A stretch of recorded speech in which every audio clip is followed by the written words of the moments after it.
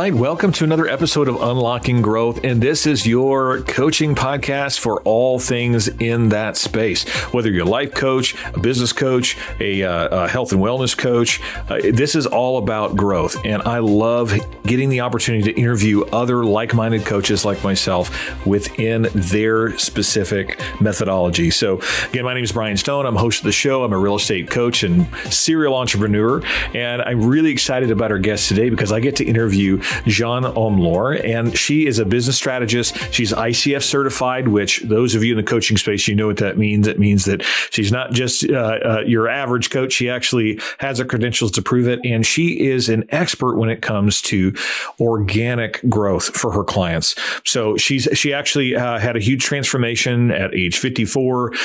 She was sitting there as a solo parent, deep in debt, and she got herself online, learned new skills, and now is successful within her business, not only for herself, but for her clients. She's built that 7-figure coaching business within, is it 17 months? Is that right, John? Well, actually, the first million was 17 months. Now we're at over 4.5 years in.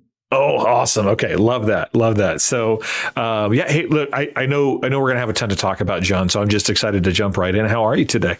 I'm doing amazing. That was the very nice explanation of what I do. I liked that.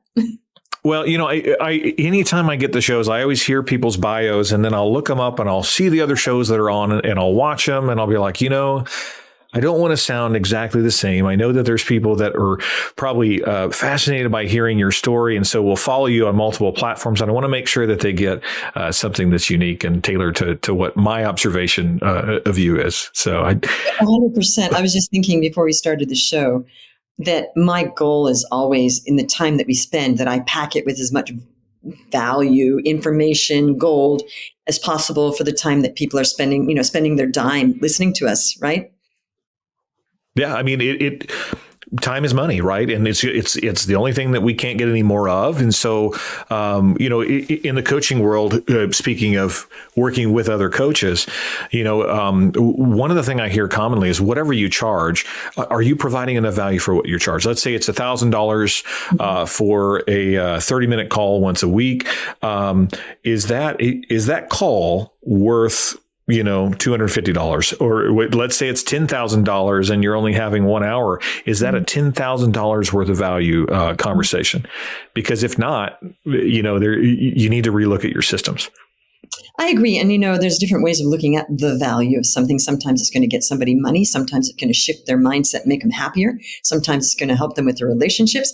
So putting the money label on it is easy when you're a business coach, because it's really, is that woman going to make me money or not? Okay. It's unforgiving when you're somebody that's helping people make money. Whereas other coaches, it's something less a price tag. That is worth $10K for me to have a better relationship with my spouse, or other stuff. So yeah, it's very relative, isn't it? Well, yeah, it's not always monetary. You're right. You're exactly right. And, I think that it's just value-based, right? You have to know your value. And look, the one thing that I know is true: if you want to be good at something, you hire a coach, and no matter what that is. And sometimes that coach gives you more money. Sometimes it gives you a return on investment in your time.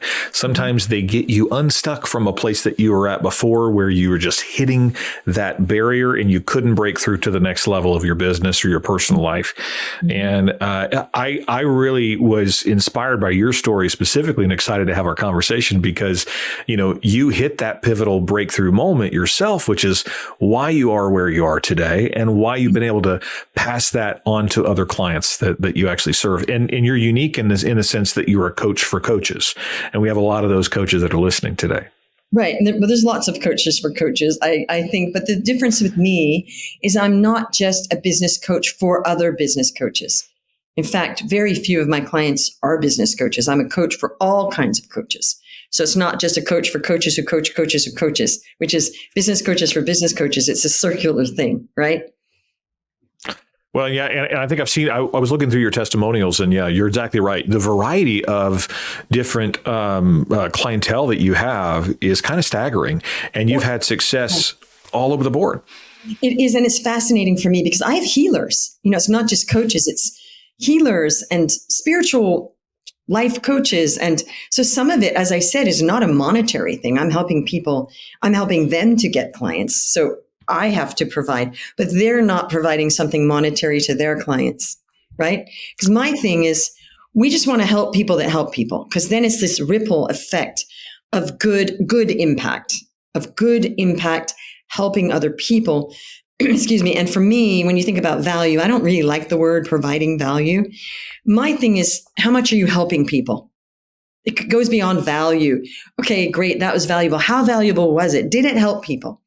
That's valuable. That's value. So I really talk more about helping people. How are we going to help people on this call to have a realization, or to shift their mindset, or to get a little bit of a strategy, or to realize, hey, I need a coach or something. I think it's more specific now for me, is how do we help people? And when I help people that help other people, I know that it's radiating good, from like compounded good. And that's one of my missions. Well, I look, that's true in everything I see from you, Jeanne. I love your energy. I love seeing that from you. But I'm really curious about, why this journey? Why helping people help people help people? I mean, if you are successful in a multitude of spaces, and you have the background that you have, why choose to become a coach instead of focusing on your own endeavors or your own investments or your own businesses? Well, first of all, it's funny, in my life, it never appealed to me to just sell stuff, because selling stuff, even if you believe in it, you're doing that to make money. Okay. Now, in my coaching, I have to sell my coaching services, and then I got to coach. It's two things. Okay. Because I could never just sell stuff, because to me, it's not motivating enough just to make money. It was never motivating. When I took sales jobs, I thought, this is not motivating, because what am I thinking of? Oh, the money I'm going to make. I'm not going to coach anybody. I'm just going to sell this thing. Okay. So for me, I'm not knocking salespeople, but for me personally, that's not enough. That wasn't enough, because I feel that people, and me especially, I just really want to make sure that my presence on this earth is doing some good. And yeah, sure, I want to make a lot of money. I make no bones about that. Money, money, money, money all day long. I'll talk about it, because people don't use the M word. And, we got to get past that thing that money is bad. Money's fantastic. When you start, it's an amplifier. It's an amplifier. I mean, that's my thing. So if you take money with a positive minded, good, influential person, then they provide more good and more positive influence. If it's with a negative mindset or a negatively influential person, then it's more bad. It's an amplifier. It's not. It's nothing more than a tool to allow you to expand your reach and your goals. It's like anything, right? If you use something for good or evil, it's good or evil. So I don't understand that money still gets a bad rap. It's like, what? Haven't we figured out that it's great to have a lot of money? That's a great thing, folks. There's still this taboo, and I don't get it. Now I used to think that people that made money weren't great, and I was so virtuous because I was a starving artist. That was my mind. That was me being virtuous, and that's bad ego. Ego is always the enemy. It's a trap, and it's the big myth, right? And I think that we're indoctrinated a lot of times. I mean, I could start with saying, hey, finish this sentence. Money is the root of all. Yeah, and everybody's going to say evil. Money doesn't grow on trees, right? Everybody knows those anecdotes because they're raised that way, but it's just simply not true. We're raised with money. I want to talk about. Yeah. Oh, yeah. Sorry to interrupt you there, Jeanne. I got really excited because you were talking about selling, right, and selling your services, and I want to highlight that because I do come from sales. I am in the real estate space, but I like to say that I don't sell anything because in reality, I'm selling my services, but the house could sell itself, right? And I think the only reason I'm able to sell is because I'm passionate in that whatever it is that I'm selling is a right fit at the right time for the right person for whatever their goals are. Well, you know what? Selling real estate to homeowners, that's a very, very noble thing, I think. You are selling people. Let's look at this. Where they're going to live every day. That's their life, their home. I just got goosebumps. That's real. That's not selling, I don't know, whatever, it's not selling I'm not, make any judgments about what you're selling, but I will say, let's focus on the real estate. You're selling them a life in that home, in that neighborhood, memories. Let's face it, in the home, your home that you grew up in, that wasn't just the walls. That was the memories, the fights, the love, the problems, the good stuff, the vacations, the sicknesses, everything happened in that home, the triumphs, right? That home, that's important. And it's important for real estate people to not sell the wrong home to the wrong person. So you just said it, that you're selling it's a fit. So that's a good thing. So that's more than a sale to me, because you're selling them a whole life, their life in that home projected into the future. That's very philosophical and kind of beautiful and poetic. Well, it's transitions, right?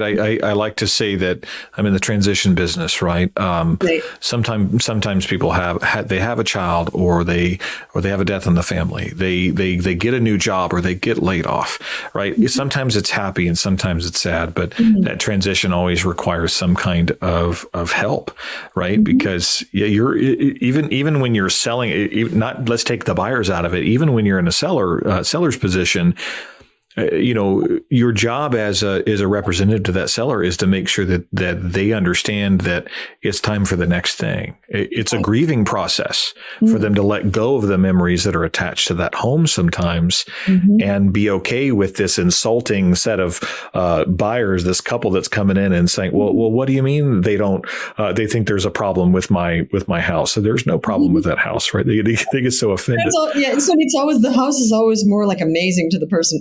Anything, the car, the house, it's always worth more than anybody ever wants to pay for it, right? It's the same thing. Like, this is worth more. Yeah, but the market doesn't want to pay for it. So it's not worth that much, actually. It's only the But that can be true for business too, and for coaches, right? So just to connect it with you, Jeanne, I mean, if you have a coaching business, whether it's wellness, whether it's business coaching, whatever it is, that's your baby, right? Sure.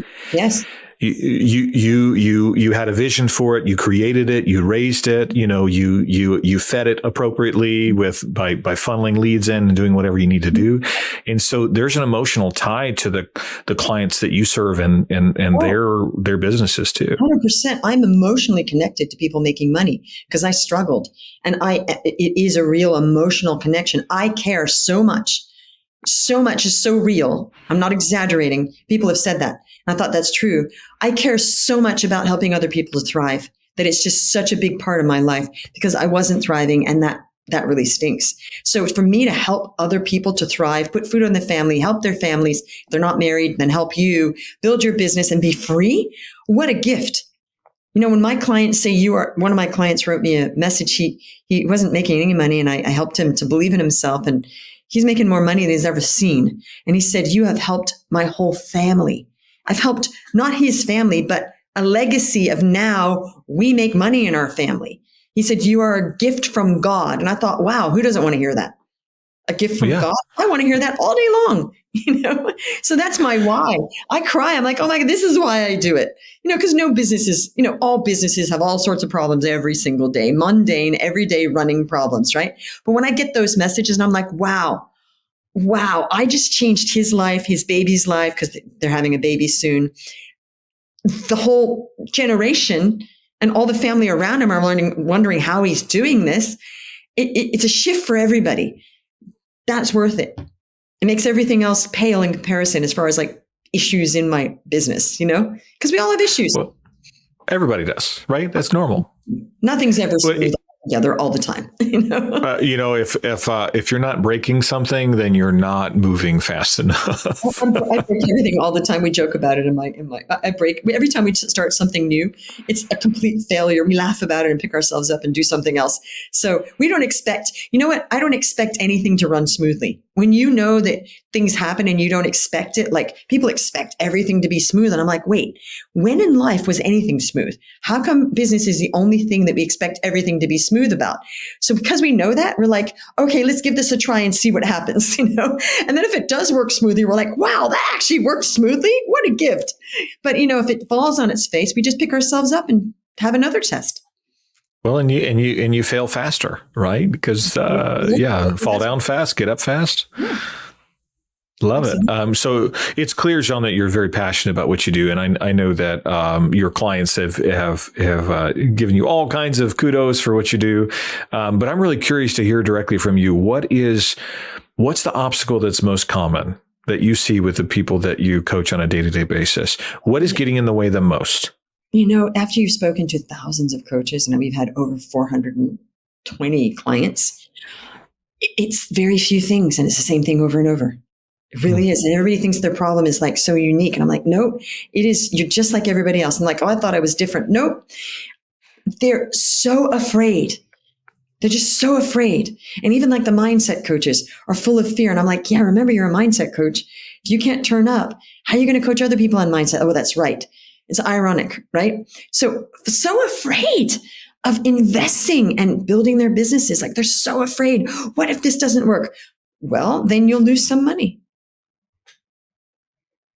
And then you're going to invest in something else and that might work. Or, that's it. Are you going to die? No.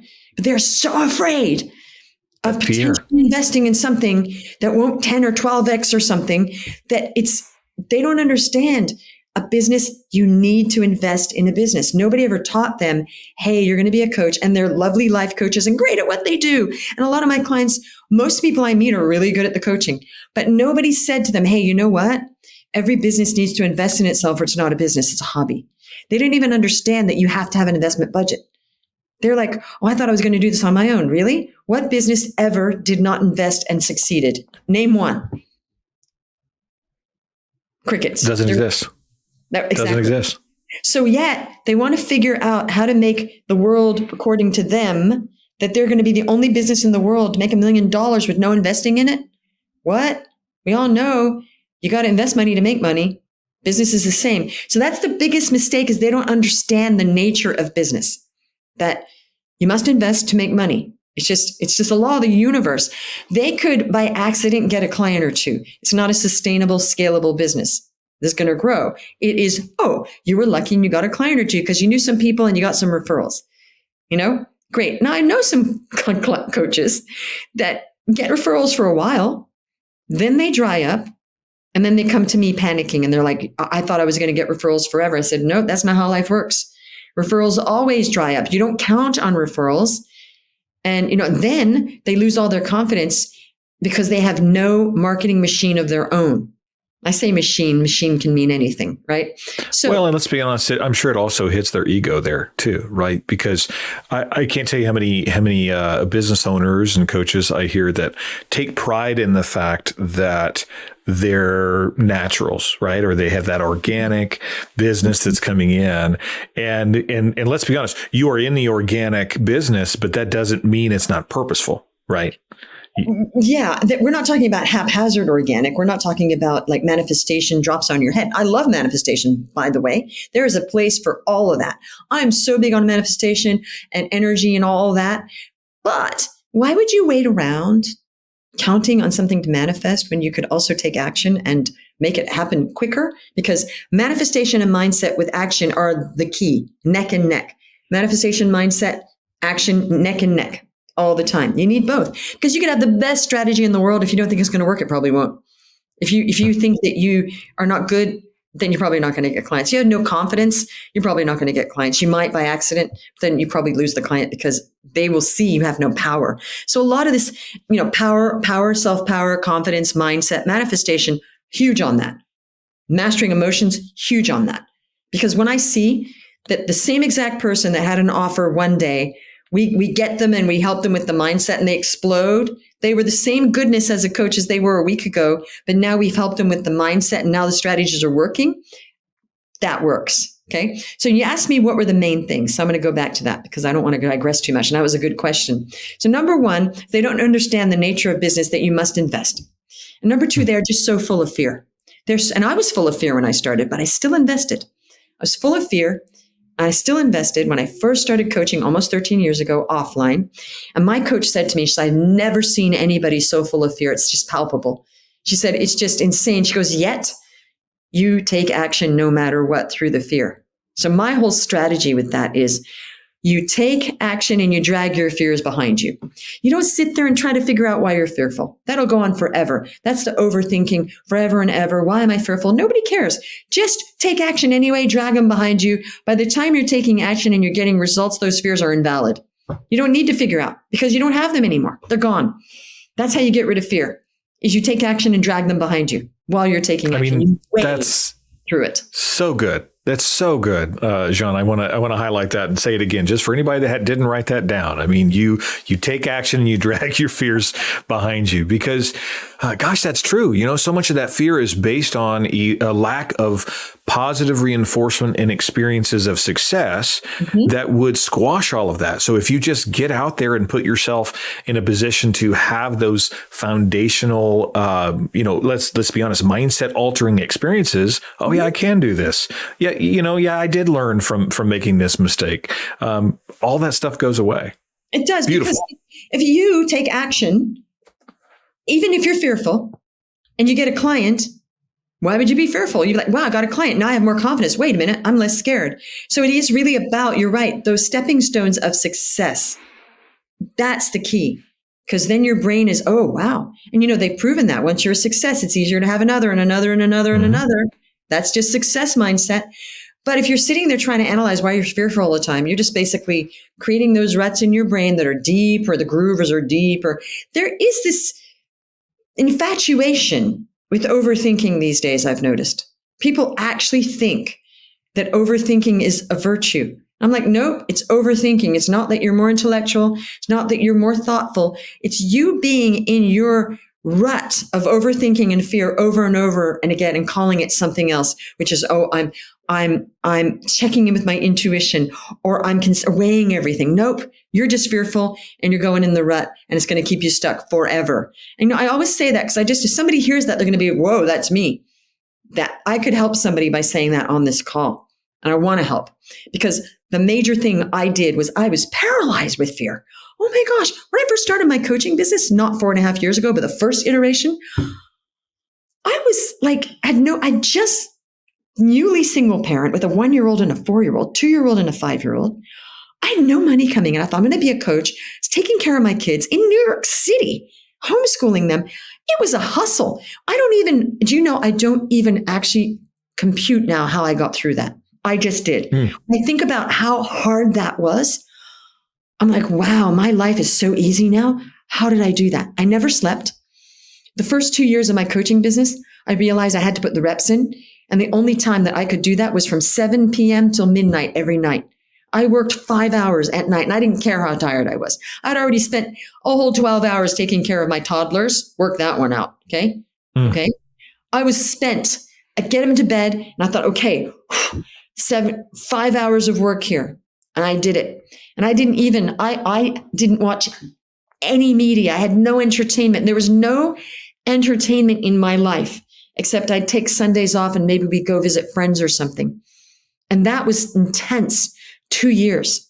That's what it takes, is we have to say, what does it take? And I thought, I'm not going to be able to build this business with taking care of the kids all day. That wasn't going to happen. I thought, I got to get hours. Where do I get those? I thought, the only time I'm going to have any quiet time is from 7 till midnight, 2 years. And after the second year, or maybe a year and a half or so, I said, okay, I get a treat. And I allowed myself to watch 145 episode of one show per week on a Sunday. That was my treat, because I thought I can't sustain no fun. There was no fun in my life. It was just take care of the kids, just, survive. And it just, I just ran on. I'm a mom. I just had to survive, and I had to support those children. So that was life and death. And that was the coach that I first got. And she saw that fear, because I was like, oh my gosh, if I don't do this, I'm alone in New York City with 2 kids. So I plonked down $9,000 on a credit card when I had nothing. And she was like, couldn't believe it. And then I started getting clients, and I paid that off in a few months, and I offset it. But then, the first year of my coaching, I made $10,000 total. Like, that's not a lot of money, whole year I made $10,000. And then when I lost everything in the second iteration, because I'd already been coaching for 8 years and I was doing okay, but not like I'm doing now. And I got online. I was then in deep debt, and then I was 54. Okay. And I thought, I got to succeed because my daughters are getting older and I cannot model failure. They're going to find out. That was my biggest worry, was modeling for my two daughters. Oh, moms that are independent moms don't do well. I mean, that would change their whole life, right? Thought, no, I'm a success and I will model that. And that was my biggest worry, was the effect on my daughters if they found out, oh, my mom's in deep debt, her coaching didn't work, and now she's on Social Security. All right. That motivated me so much. I thought, I got to turn this around for them, for the modeling.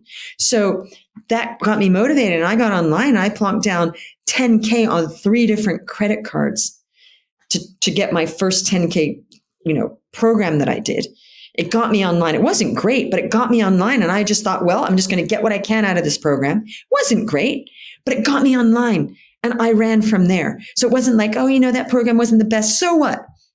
I make lemonade out of lemons and I'm like, what can I get out of this? I'm going to get the most. I was one of the only clients that succeeded in that program because my mindset was different. I thought, okay, it's not great in here. Understood that right away, but I paid for it. I'm going to make the most of it. Excuse me. I beg your pardon. And that is what got me started, even though I was the one figuring out my own marketing and they didn't really have much coaching in there. It was the fact that there were lovely other clients that supported me. Literally, it was the network that was so lovely to me. I still have friends from those days 4.5 years ago. So that's my mindset. I wanted to share that with you guys because it isn't about, oh, Jeanne Omlor turned up online and she was success. It was all this other work when I first started the business, and which really, I wish I'd gotten online sooner. Actually, the big lesson here is I wish I'd gotten online right away. And I didn't have the coach that could do that. I hustled so much, like wiping avocado off my thing to get a babysitter to run out to, networking events. I wish I hadn't had to do all that. And if I'd known what I know now, I never would have done that. I wouldn't have been at home the whole time. So get online sooner. That's my advice to you. Everyone. Well, I love you talked about, the fear, and that was consistent. I want to point out the fact that all of those pushes, all of those roadblocks that you hit through, the fear was still there, and you still had to drag it behind you. And what I found, people talk about fight or flight. I was scared to death most of the time and full of anxiety. I'm kind of an anxious person. I do all sorts of stuff to master my emotions, but nonstop anxiety every single day when you are like, just how do I get food on the table? And I was also taking them to all their lessons, and they had my thing was my kids are going to have a good life no matter what. I don't care. And I thought, no, I'm not going to make money later and regret we didn't do stuff. I don't have that regret. They got the best lessons. They had all sorts of lessons. It was mainly about their growth. They had the best chess masters in New York teaching them. They had world chess masters teaching them, martial chess, ballet, all sorts of science, you name it, piano, choir. These kids did so much, though my children never lacked for any development, ever. And I'm really grateful that I believed in myself enough to say, it's okay. It's all going to be okay in the end. Just spend that money on them. And see, that's my whole mindset, is to invest in development for me and my kids. And before I was a coach, when I was an actress, most of my money went into lessons, into singing, acting, all sorts of stuff. So I've always had this mindset of most of my budget, it was rent and development, always. Well, that's huge. I mean, your business will only grow to the extent that you do personally, right? You have to invest in your own skill set, your own mindset. And, I want to take a step back though and talk about, freezing, because I know that and I'm speaking from personal experience, if I'm in that fight or flight scenario, I found that third option that happens to me personally, it's my instinct that I usually start is I freeze. I thought you were going to say you eat ice cream. Oh, well, no, absolutely. Oh, that happens. Oh, trust me, John, that happens. And it's mint chocolate chip. It's like the best ever. But no, I seriously though, I freeze up. And I think that it's because of that fear, right? The fear of making the wrong action, But also, there's also that other voice and that commitment, that vision, that reminder that, no, this is where you're supposed to be. Mm-hmm. So there's a push from behind to not go backwards and flight. Mm-hmm. But there's also this fear in the front that's keeping me from, trying to make a decision and pushing through. And that gridlock is worse than getting completely out and into a different thing, in my opinion, because it is all consuming. You're completely stuck. And a lot of coaches say, I help you get unstuck. I have a problem with that. Okay. It's not enough to get somebody unstuck. So now I'm unstuck. Great. What now? They had to change that messaging. Okay. If they said, I will help you get unstuck so you can reach your full potential. Okay. That's an offer, right? So let's talk about that. When we get frozen, we need coping mechanisms for that, mindset coping mechanisms. And I have devised certain ones that work really well just because I've done so much mindset. I've got this thing called instant shift technique, which works in 5 minutes. I can get people from a 10 of anxiety, of icky feelings like stuckness, to a 0 in 5 minutes so that they can function.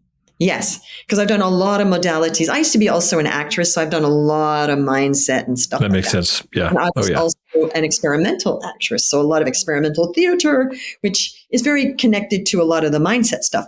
And it is really about mastering your emotions to a point where you are not stuck, where it's that you have mastered in your body, because it's always in your body somewhere, that stuckness, where you can neutralize that stuckness in your body so you have flow, even blood flow to your brain, to get to, and how I experience it, it's always in my heart, okay? The stone in my heart. How I experience it is that when I neutralize those emotions, when I think of the thing that made me anxious, I don't feel anything. I feel nothing. It's like an outsider. Oh, okay, yeah, that happened.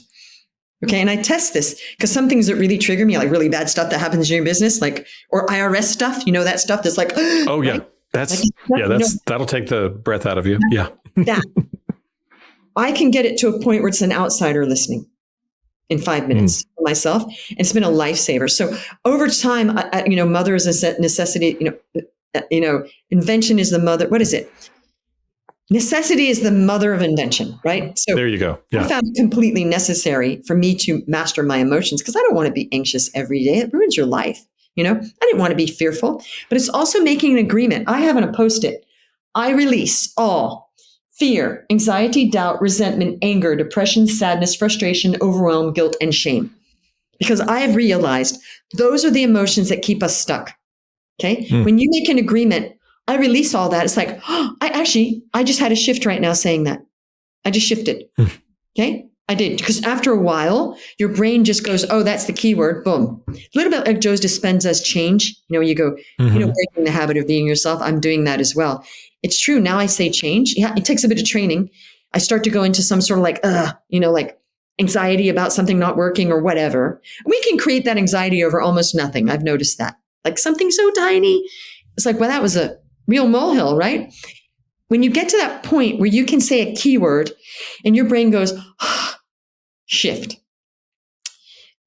Like I lost a lot of money in crypto one day.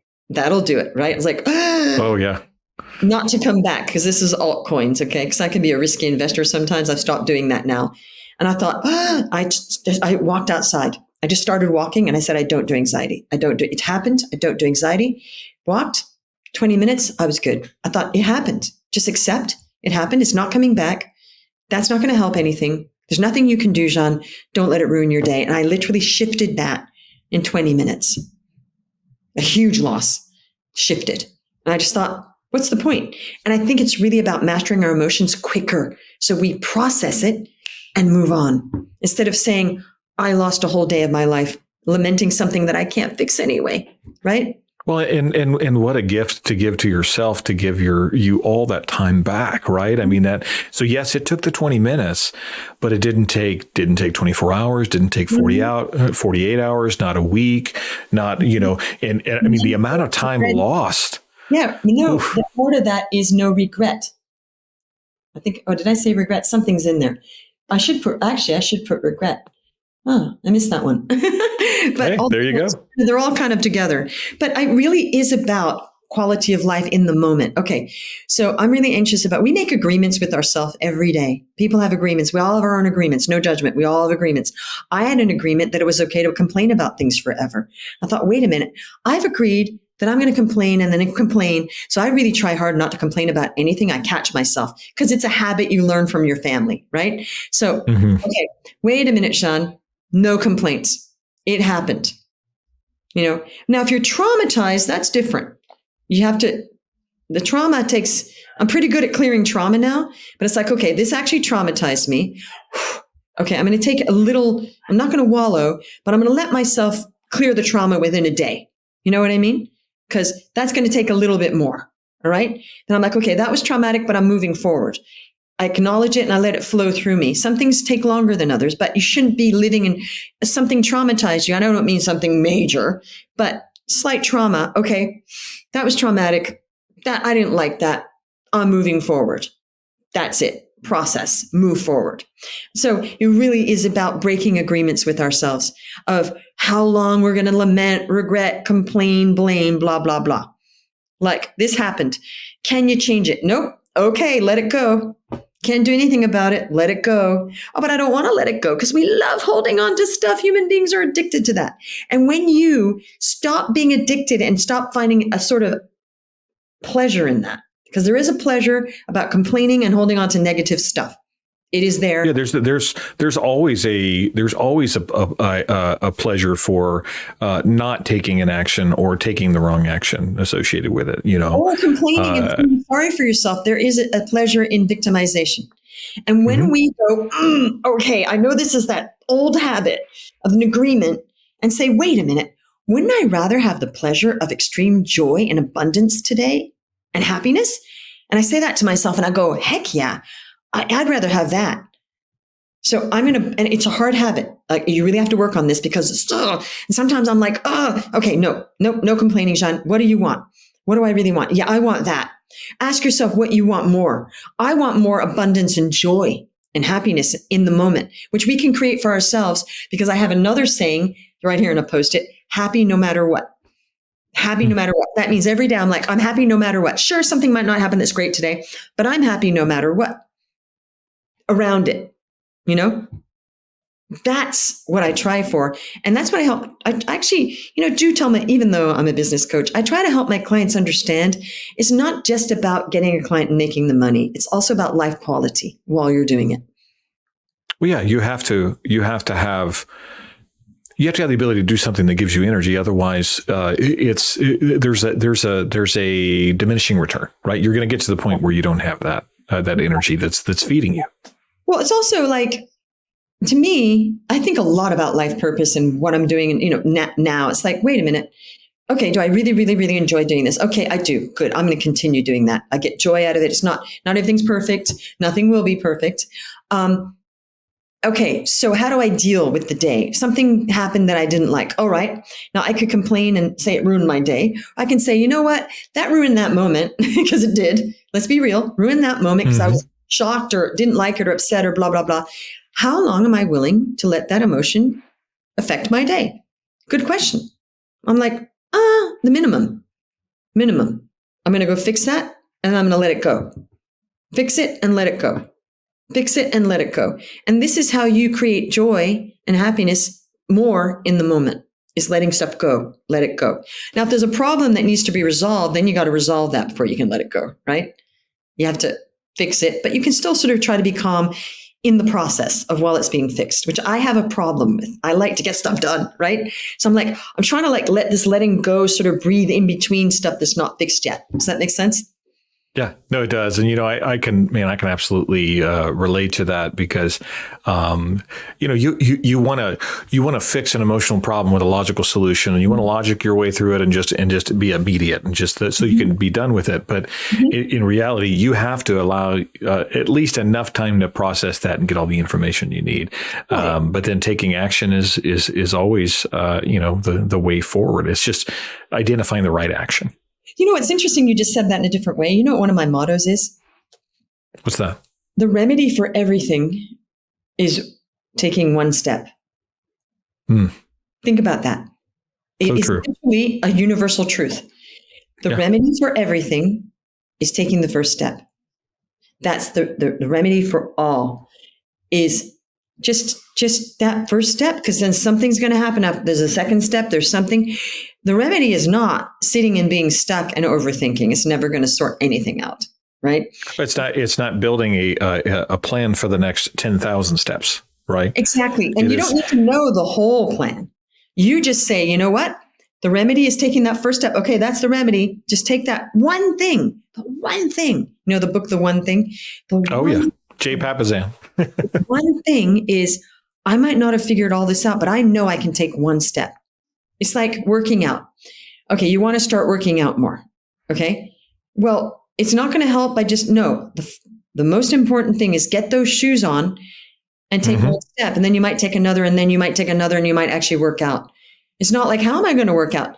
Put the shoes on and take one step. Now I've taken a step. Is it easier to take the second one?